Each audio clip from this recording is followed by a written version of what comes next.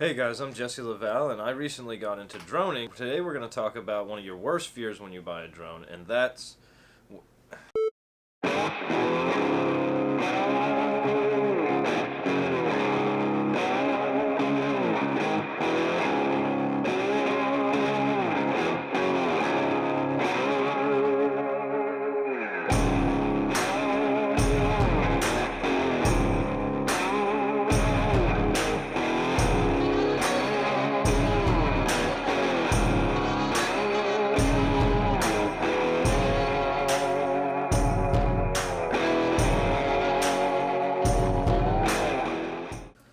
Alright, so basically I'm flying, I'm out over the woods here, and I'm having a good time. All of a sudden I look over to my friend, and he says to me, I think I crashed my drone.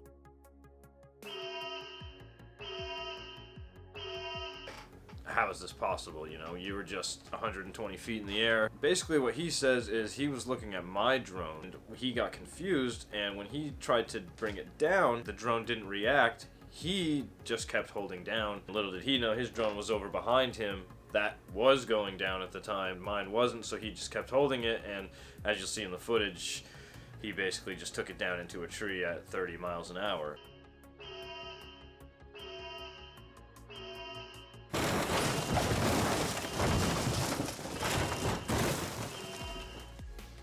Whoops.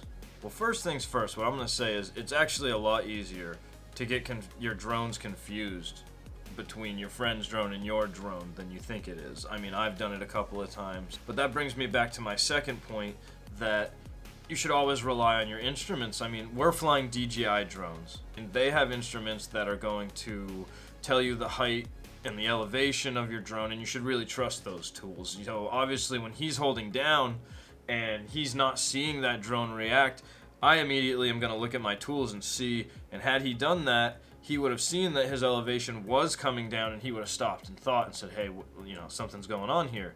But he didn't, and instead he just, you know, tried to go by feeling intuition, and that's what got him in trouble there. And what ended up happening was that drone ended up getting its right arm completely ripped off, and we actually ended up super gluing it back on, and it flew perfectly. Little did we know at that time, GPS connection wasn't working now. So we ended up pulling the entire drone apart, and we ended up seeing that the antenna on the GPS module had shattered. There's a little rivet in the middle there that holds the GPS module in place, so 30-mile impact just shattered from the center. 40 bucks, we ended up ordering it off eBay, got the GPS module back in. That was 4 screws and a ribbon band. We fixed that up, and now the drone's actually flying perfectly. It does still have a super glued arm on there, but I mean, she flies great. GPS connects perfect, so she's back in operation. But these are the kind of things you want to think about when you're flying one of your new drones, is pay attention to my tools, right? Because that's important. Like, I want to know how high I'm flying, and I might lose visual line of sight with my drone. It's a lot easier to lose your drone up in the sky than you think it would be. You think, oh, there's nothing else up there, I don't really have to worry. There's so much space that you get confused easily, or you try to look down at your controller and then you look back up and that drone isn't where you remembered it. They're moving. I mean, I fly the Mavic 2 Pro, and that thing moves at 45 miles an hour, and I mean, that thing, you know, it's in your line of sight 1 second, and in 5 seconds later that thing is gone. And hey guys, that's all we have time for today, but if you liked what we're doing here, please go below here and subscribe to me, give me a follow, greatly appreciate it, and I'll catch you guys next time.